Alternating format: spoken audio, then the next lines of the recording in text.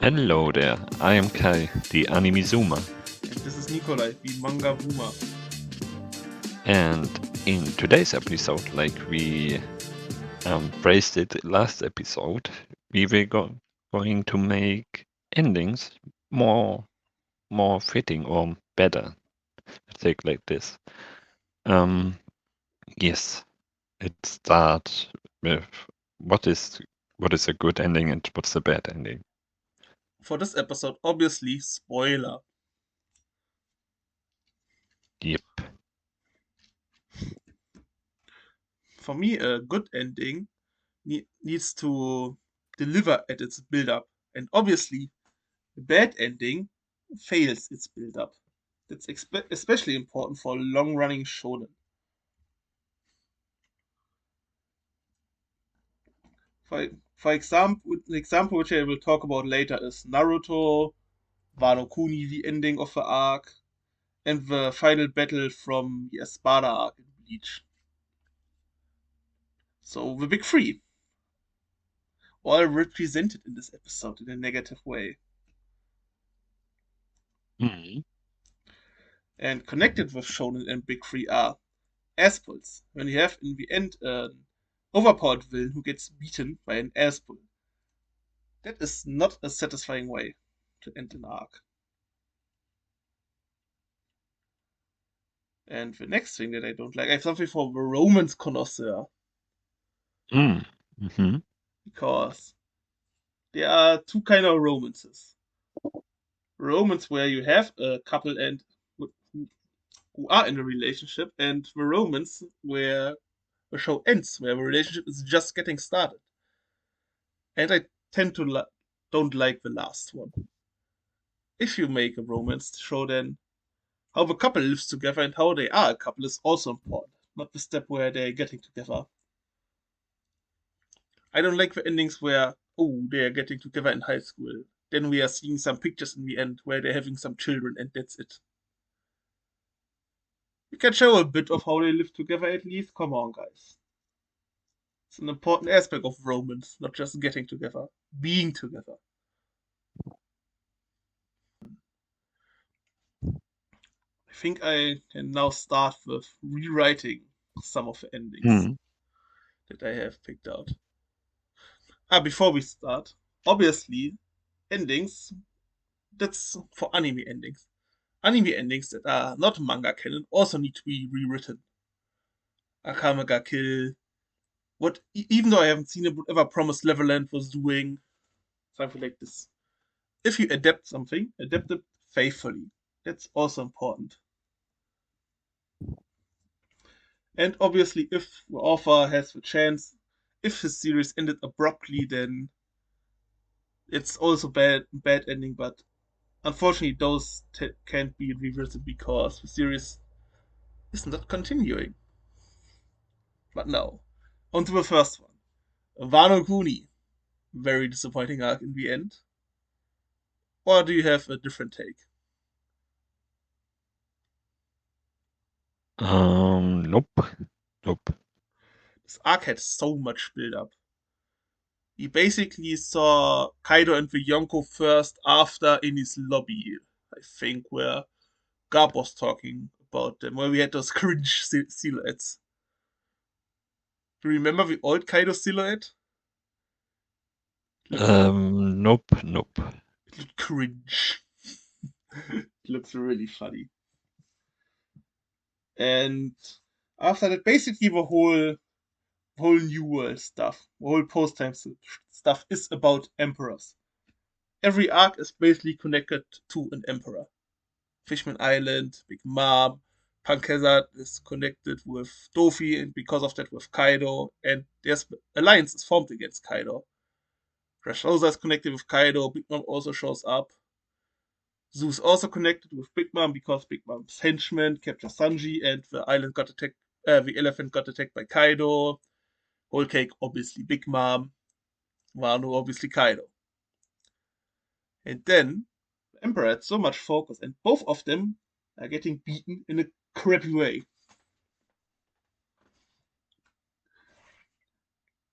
Let's start with Kaido. The narrator says Kaido, bet on Kaido if it's a one-on-one. Always bet on Kaido. And then Kaido gets beaten in a one-on-one in the end. Oh, technical difficulties. So then, let's continue. Unfortunately, I had a disease, so I need to tell my buddy what I was yapping about. I had a monologue about that every arc in post times with One Piece is connected with an emperor, and that it's very disappointing that both of the important emperors got beaten in a crappy way. Let's start with Kaido. The narrator said, if it's a one-on-one, always bet on Kaido. And in the end, Kaido gets basically beaten in a one-on-one. Would you agree or would you disagree? I mean, he won twice, first or twice, but yes, I can agree with that. Because who else besides Zoro did any meaningful damage? Basically, no one. Nobody. Yeah. Plus, the tag team fight before that was really awesome. It was a unique thing for One Piece because we hadn't a tag team fight against a major villain in the end. This would have Yep. been a new awesome concept, but no. We need a one-on-one with classic arc structure. We like those. Not. Plus, Luffy needed 2 power-ups mid-fight to win. This fight had so many aspects and was so disappointing in the end. Even though Kaido is really cool design-wise and how he fights, but yeah. And kind of the same goes for Big Mom. It's kind of okay how she gets beaten by Law and Kid because they are two opponents. But what I don't like is, why were those guys not using the awakened devil fruit on the rooftop? Riot Games, there's no reason for that. Why? You could have used it earlier. Maybe Kid could have blasted someone with his railgun from the rooftop and they would have won. Who knows? So, how would I change Wano? Well, one one possibility is we delete Big Mom and we all fight against Kaido. Because Big Mom feels kinda out of place in Wano. Whole Cake was her arc. And if you want to introduce Big Mom later, maybe she could have had her place in Elban. Because she at least has a connection to Elban. I mean, we saw her in the latest chapter where we could see the Fears of the Chill. There was a silhouette of Big Mom. And she had her past there, the flashback. So there would have been a better connection than just getting beaten randomly in Wano Kuni. So I would delete Big Mom and have a tag team fight against Kaido. With all of the boys. That would be nice. Plus, if Kaido is the strongest creature, it makes every other villain needs to be weaker. That's also a problem, because the series isn't finished. So and in the end of Wano Kuni, when we are in Onigashima, cut some unnecessary fights and get some pace. Why did we have a fight with Raizo and the ninja with big ears, where they were staring themselves to death while burning? Come on, we don't need that crap. Need some pace. Then, do you have anything else for Wano, or should I go on? You can go on. Would you also change those things, or would you change some different things before we go on? Nope, I would change the same things as you. Nice. Then Naruto is next. The fourth Ninja War arc. I'm going to explain it to you and the listeners who have not read Naruto in One Piece terms. Imagine yourself we have Marineford, and that in the end, and then some random ass comes and says, "Oh, I can revive every villain that is dead." And basically, every One Piece villain prior to that is dead. So every weak ass villain got respawned and got a random power up we needed to beat them again. What is this filler crap? This was boring as hell. It was unnecessary. Besides, obviously, Madara being revived also in this process, and a good scene between Sasuke and Itachi, there were so many filler fights because of that. This was so boring. And now, to the elephant in the room, Madara. Do you know Madara, or should I explain it to you? Know him. Madara is basically, in One Piece terms, like Zebek. Let's say Zebek gets revived by Gecko Moria, comes to battle, and beats everyone. He's the Giga Chad, winning against everyone. And then, in the end, he gets backstabbed by a random slime and killed. Just like that, in one instant, in one attack. So that we can have another villain who was never mentioned before. Some alien bitch. Be the final boss. I mean, imagine we have Blackbeard getting backstabbed by, I don't know, a random crewmate from him, and then an alien spawns from the moon, and that's the One Piece last fight. Or Emo gets backstabbed. That's even better. This obviously needs to change. This sucks balls. Mm-hmm. And like Kaido, Madara had a long build up. I mean, we saw a statue in the end of the first part of Naruto, in classic Naruto. And he had so much lore, so much build up. But no, we needed aliens so they can be in Boruto, the worst shonen ever made. Even Demon Slayer is better. Boruto sucks ass. Can die in hell.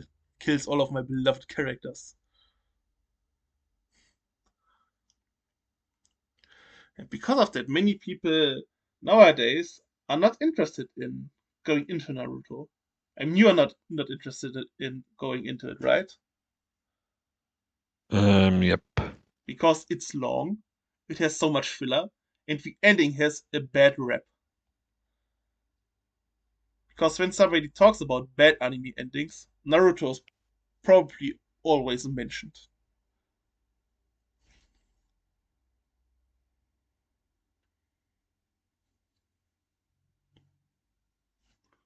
I mean, you knew before that the Naruto ending was bad before we talked about it in this episode, right? Yep. Yes. Well, plus this whole fourth Ninja World War is 1/3 of the manga. It's insanely long. It's basically as long as Wano Kuni. Jo. Long war arcs suck because there's basically no plot progression. They are just fights. And no character progression in those fights most of the time.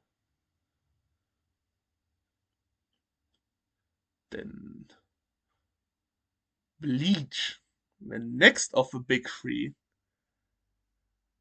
In this one, I want to talk about the last fight in the Mundo arc where Ichigo was fighting against Aizen.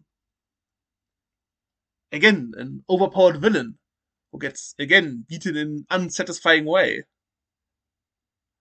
Because Ichigo and his father find they have kinda a system with which they travel between worlds. And in this system they find a kind of pocket dimension where they can train super long. It's like when 2 days in our world are over, 2 months in this pocket dimension are over. So they train super hard.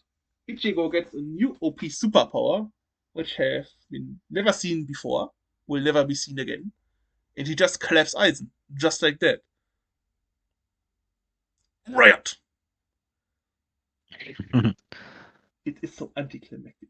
Plus, we don't see Aizen's Bankai before he loses. His strongest move. Why are we not using that? Come on. It's like, ooh, Kaido lost, but he never used his awakened devil fruit or his hybrid form. Yeah, makes sense, writer. So, we can see a pattern shown in here. At least I can see it. Can you see it too? Yep. Villains, who are overpowered, have great build up.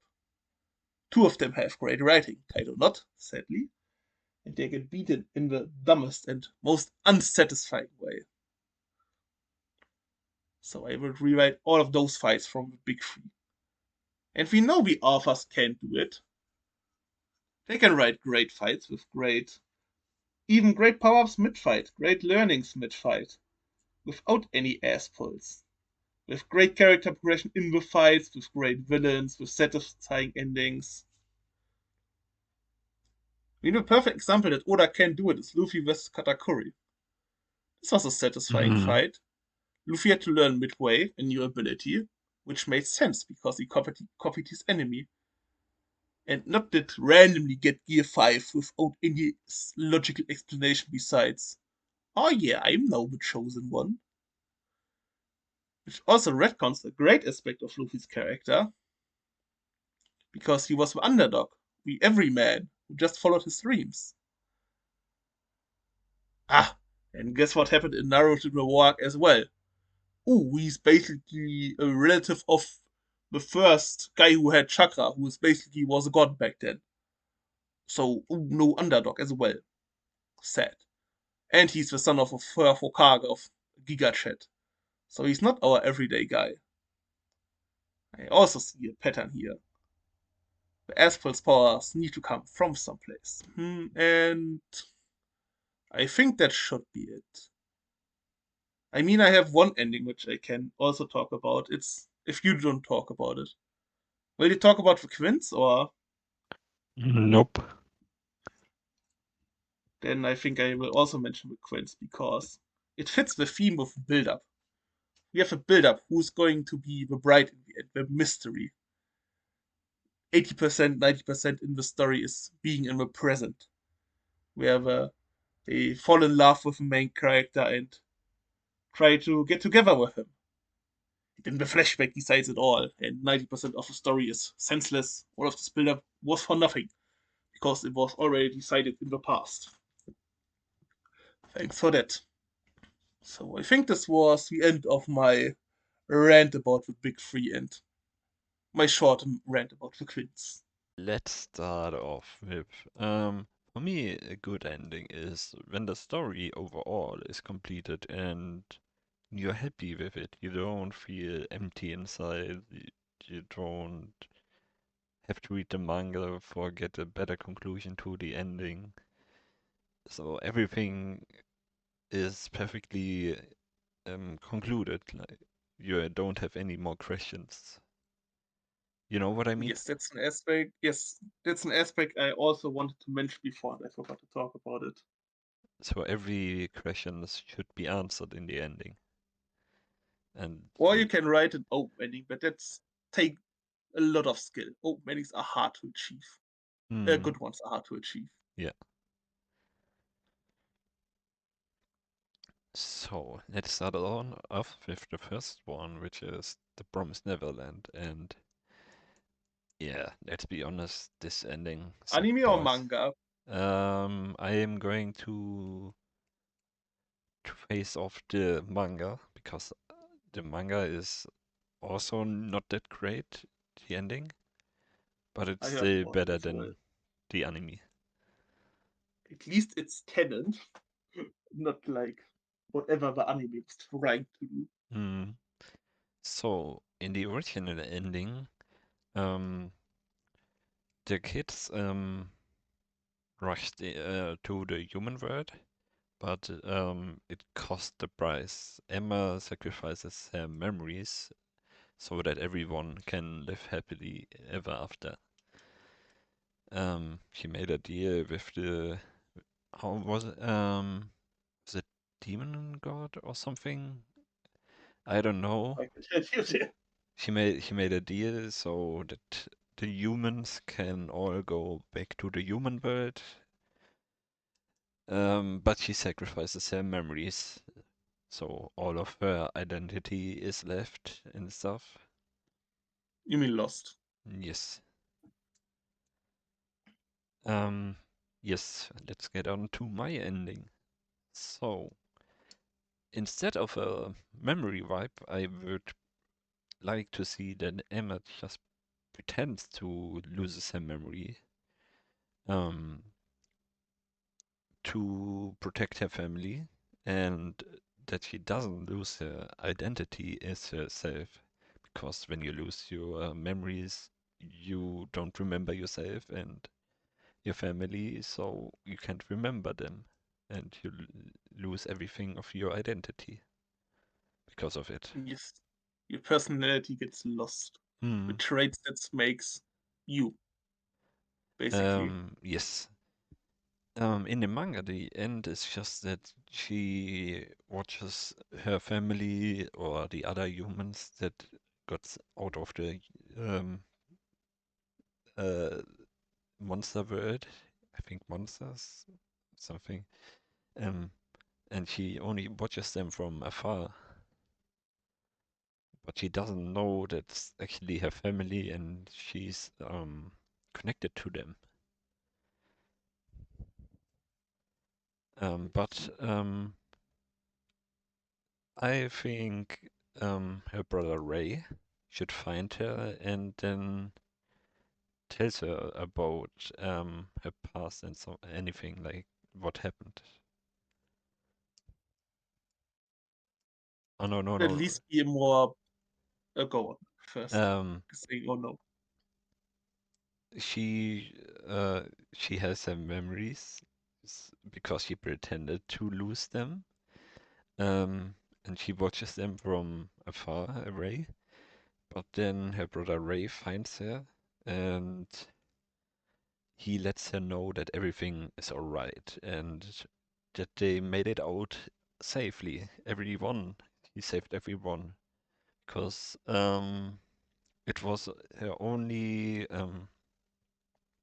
promise to the brothers that everyone should get out and nobody should get left behind. So she made it and she kept her promise, which is a very good ending for me. It would sound like a good happy ending. Let's say Mm. it like that. So she can live with her family and everyone she saved. It's better definitely than losing your whole identity. Yes. Okay, that's it for the Promised Neverland. Or do you have anything to ask or something or to comment? Mm, yeah. I have one thing that I also wanted to mention before. Mm. Because you said that she sacrifices herself. Yes, I think sacrifice can also make endings bad.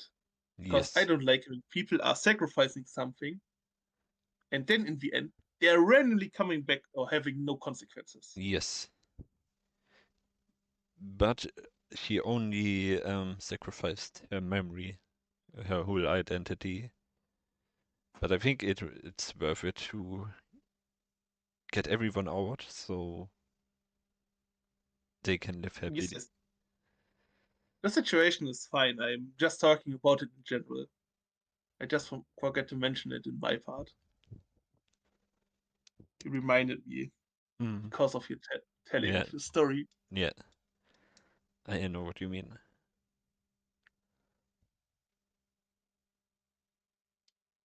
So let's get on to the next one, which I picked for Attack on Titan. And I think everyone should know the ending of Attack on Titan, not like Nikolai. Um, yes, but for you, I will make it short so that you I'm can. going to read the manga at some day.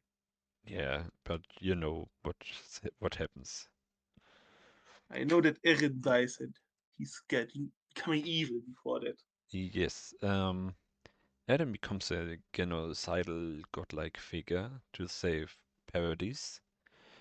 Um, yes, but after being killed by Mikasa, the war ends for a while, but the world still hates Alien, the island from which they are from, and the violence continues on. Yes, Aaron's motivations are muddled with time loops and determinism. So, um, let's get on to my ending, which I improved. Um, he still starts the rumbling in my scenario, but instead he makes it a blunder. He just fakes it out. So he demonstrates the power of the titans, which are living inside the walls, but he doesn't use them to completely destroy all of the other. How was the other islands called? Do you know? Do you remember? No, Il, I'm not at that point. uh, I'm at volume 15 or something. I don't No know. islands were I mentioned don't before that. remember. Um, yes, but this act, the whole world hates more on Erden, um, but then he pulls like something of a Lelouch move. He gets himself assassinated so that they can they can make a peace treaty because the evil being was defeated. So they have nowhere else to target the hate Their towards. grand their grand enemy that they hated is Yes, defeated. yes, So no fear needs to be have. yes, exactly. Because he put anger towards himself, not just the aliens. He, he pretended to be the the leader of the aliens, and when The he big dies, bad. yeah, when he dies, everyone is happy that he's dead, and they make peace treaties with aliens now that he's gone, which is definitely a better way to orchestrate the ending for me, in my personal opinion, because it's as that he just marches towards the whole islands, the Malians. Now I remember the Malians, and kills almost the half of the population, I think, or something. Yes. So he then got killed, and everyone still hates aliens. So in So this, all of it yeah, so all of what he did was basic for nothing, if I understand your description right. It yes, was kinda for nothing, let's say it like that. yes. It basically is because the hate and war cycle still continues on because the grief is still living on. But I see, I see. in this case scenario, they make peace because the whole evil being is gone now, and they don't have anywhere to put their anger to. I see, I see. Yes.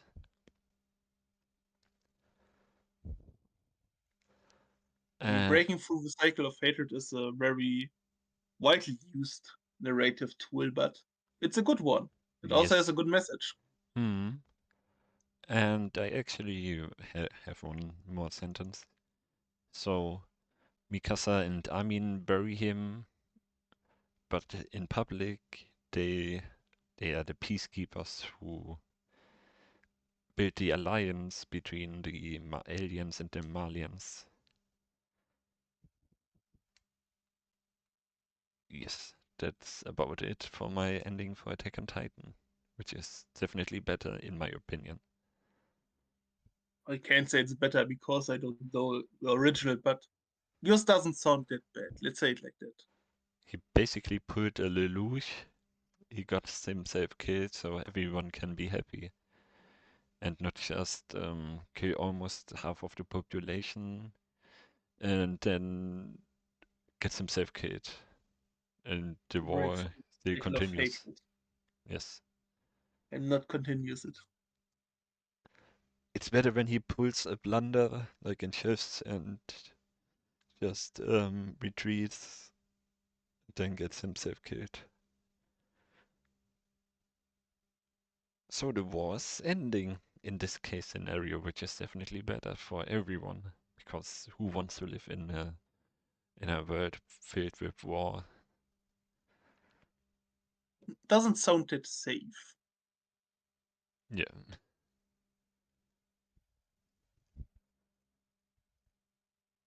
Yep.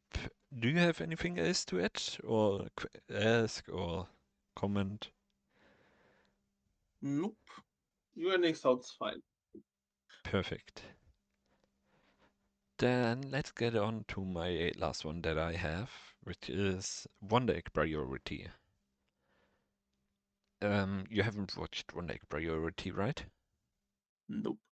I Yes. heard the beginning was really strong, and then it Mm, fell off a cliff. definitely, it did fade off. But I don't know why. Mm, I'm going to read out the ending. Um, the series concludes with unresolved plotlines, introduces new elements that many viewers felt were, were underdeveloped, which I feel like too.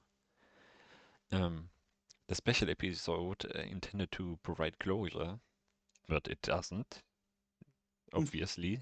Then it would be much higher rated.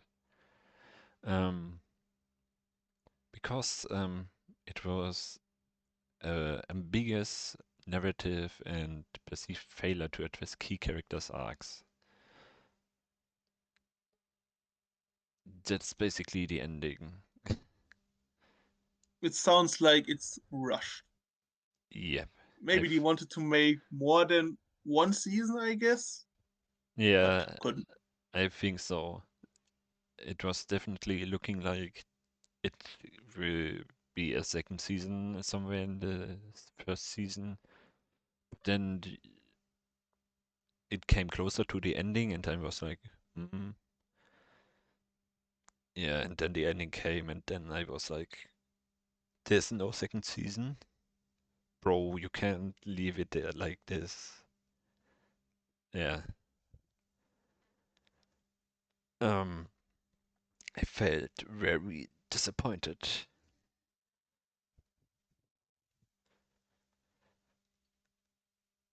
But let's go So on you, to obvi- yes. What do you want to say? so you obviously want to expand it, and you can tell us now how you want to do it. Yes. So, in my revised conclusion, the narrative focuses on providing clear resolutions for all the main characters. There's more than one characters who have the option to get those eggs and kill evil beings with their item. um, Especially for our main character, the most focused one, Ioto. I don't know if I pronounce her name correct. Ioto? Oto? Maybe Iota or something. I need to see it written. uh, Ohto. I guess yes. Um, yes. After confronting the challenges within the egg world, I successfully helps her friend Koito overcome her trauma because she has a trauma with a specific item. Basically, every character has a trauma with their item associated that they have to slay those monsters. Um, and this item that they have manifests that trauma basically, and they use it to fight evil beings, basically. Do you understand what I mean? Yes, kind of. Yes. So, um, the series delves deeper into the psychological aspects of each character because you can see every psychological aspect of their trauma. You can just see like 2 or 3 times that they have something with that trauma to do, but not that much. Um, so offering a more comprehensive exploration of their struggles and growth, because they grow definitely over the time they learn how to be more acceptant of their trauma and stuff. Um, the episodes build up to climatic confrontation where I and her friends confront the architects of the egg world. So basically, this world is somewhat similar to a video game, and there's obviously some founders of the world, and those are the architects of this egg world. Bit like the Matrix.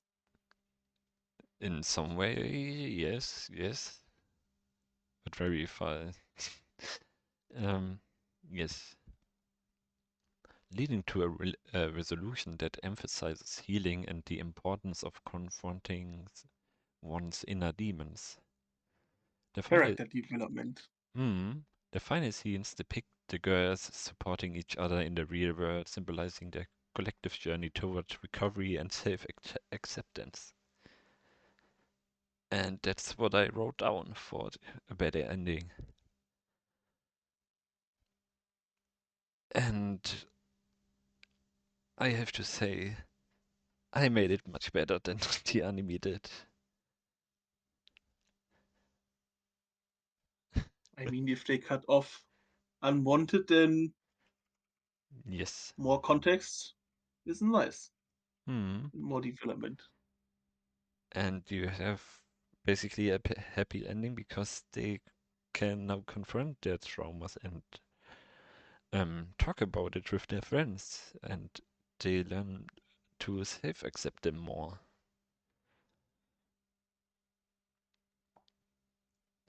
That's a good message, especially in our current time Hmm. with social media.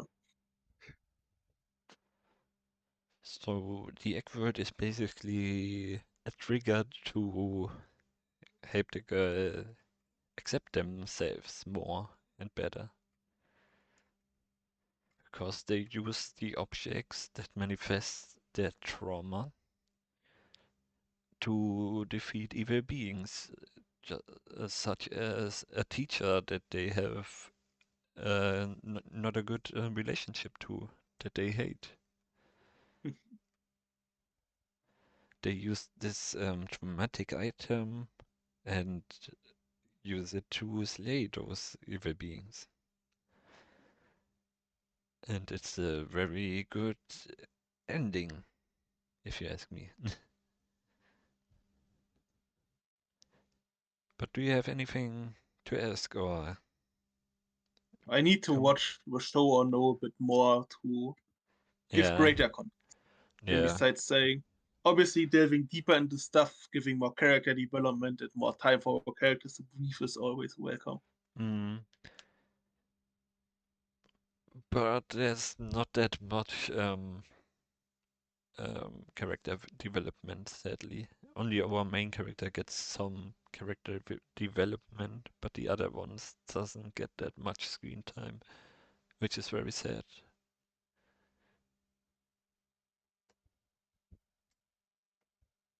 I Yes, see. that's it for one egg priority. But I have an honorable Honorable mention. yes. And just as you said before, the Akamega kill ending, it was ass in my opinion. And you can um agree with me, right? Yes. They should have just did what the manga did. I wouldn't say the manga is great either, but it's definitely better. Hmm. but they had to kind of do their own stuff because they were being faster than the manga. Ah, okay. That's why they had an alternate ending. Okay. But it sucks, and I wish they could have just stayed to the manga. Yes. When you adapt something, stay faithful. Hmm. I mean, you can always add stuff like the Aki scene from Chainsaw is a great example where someone had it has added a good stuff that fits their media, but Hmm. you need to stay faithful towards the plot and the characters. Yes. So then, I think that concludes my endings. Yes. So, face your trauma and learn to self-accept yourself. That's the In Wonder and message. Priority Revised Season 2. Or you can reach Homunculus for that. I Mm, finished it very recently.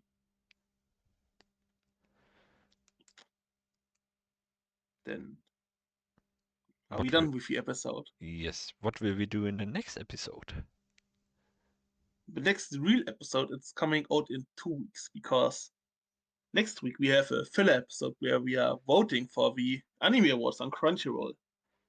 The reason is I need to handle my bachelor's thesis next Monday. That's why we need an easy episode without any preparation or cutting. Mm. Because So we will vote ourselves. we one of us will vote and we discuss what we vote. Ah, okay. I thought we were going to react to the. Uh, No, we are voting. okay. We can just vote. The it's not decided who won yet. It's just Ah, voting phase. okay. How long is the voting phase going? I don't know. It started quite a reason, so I hope it's still ongoing. I will check after the episode. Yes, if not, this part is in the void. But in the next real episode, we are going to do stuff with anime characters. We are thinking of hypothetical scenarios, and we are picking out anime characters to do those scenarios with. Examples are: with which anime character do you want to go on a date? Want to go to cinema? Have a shared hobby? Game together? Stuff like that. So both of us are thinking about a certain number of aspects, criteria, stuff to do with characters, and then picking out our characters to do stuff together. I think this Okay. will be a nice episode. Yeah, it sounds nice. Then that should be it for today. Yes. Thank you for joining in for today's episode. Bye. Have a Bye. nice day.